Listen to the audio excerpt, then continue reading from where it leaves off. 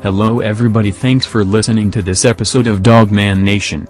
We realize that many of you may not like the computerized voice, however we are forced to use this as to keep our identities private. The information we are going to share with you over the next several episodes is all true. There are several other hosts who use computerized voices and voice changers while discussing their Dogman encounters. Many of you will find it hard to believe, and that is perfectly fine with us. You will also find that we have disabled the comment and messages for this YouTube page. We have no desire to seek attention or fame. We only seek to share the stories that have been passed down to you over the years. Many of you have asked where the so-called Dogman is from, how it came to be and what it really is. We were taught that the coyote always seeks to destroy the creature that you called Dogman, of the same spirit as the coyote. When the Great Spirit was creating mankind, the coyote was there as well, and when the Great Spirit was off gathering firewood, it is known that the coyote changed one of the images. However, what is not known is that the coyote was jealous and desired to have something made in his own image. So he changed one of the clay figures to resemble himself.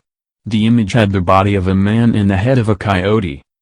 The Great Spirit returned, adding wood to the fire, and when the clay statue had become hard he breathed life into it.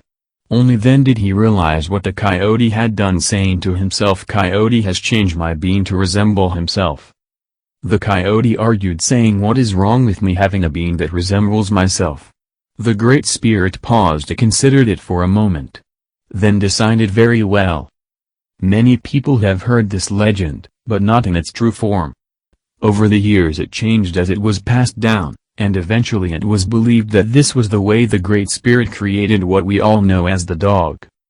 However, the true legend refers to what you call the Dogman, a creature that possessed the intelligence and similar characteristics of a man, but the outward appearance of a wolf. Over the centuries the Great Spirit became wary of the coyote and its creation as it began to create havoc among the people, killing and destroying. So the Great Spirit forced this creature go into hiding until a time that was close to the end days, in which it would be allowed to roam free. This is the true account of the creation of the Dogman. Let those who have the vision to see the truth, see it and accept it. As a young man I was told stories by my great-grandfather of what you call Dogman. He had a name for it. It is a name that I will not repeat, as when you say the name the creature will be drawn to you. He told me of a village that was full of evil men. Men who would rape, kill and destroy. These men had already lived in exile from the other tribes for the crimes they committed. One night while the men were asleep they began to hear this terrible howling coming from the woods. Then out from the woodline stepped these creatures that were 7 to 9 feet tall. They had the head of a wolf and were covered in black fur, their eyes glistened yellow by the light of the fire. The men fought through the night to hold the creatures at bay, but one by one they were all taken and killed with the exception of one. A man named Enemy was spared. When he returned to the other tribes his spirit was disturbed. He tried to warn the people of the danger in the woods, but he was sent back into exile. Enemy continued his attempts to warn the tribes, but his words fell on deaf ears. Several weeks later villages begun to be attacked by these creatures. Men, women and children were killed. This went on for months. Villagers would suddenly vanish while out walking. Soon people were afraid to venture out alone into the woods. Several of the tribal leaders met and decided to seek out Enemy and inquire to determine what he knew about the creature. By now Enemy had learned to track and follow the creature's movements. He had become obsessed with the creatures and spent every waking hour in a search for ways to trap and kill it. When he arrived at the meeting with the tribal elders he was bound and interrogated. Enemy was deeply offended and vowed that he would not interfere with the fate of these tribes.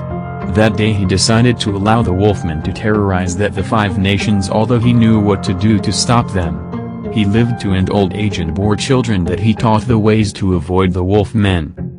Close to his death he instructed his sons to take him to the area when the beasts roamed and leave him there for the night. That night Enemy found himself surrounded by these beasts. When his sons returned the next morning they found no trace of their father. His oldest son searched the area and was only able to find his father's clothes neatly folded on a tree stump. I was told by my grandfather that this was how Enemy became the very first skinwalker. He lived among the wolfmen, learning their ways and devouring human flesh until just before his death, when he returned to his sons and taught them the ways of the wolf and how to transform into the wolf. Unami, eldest son, who swore to take revenge upon the people who forced his family to live a life in isolation. Thus begins the ways of the wolf.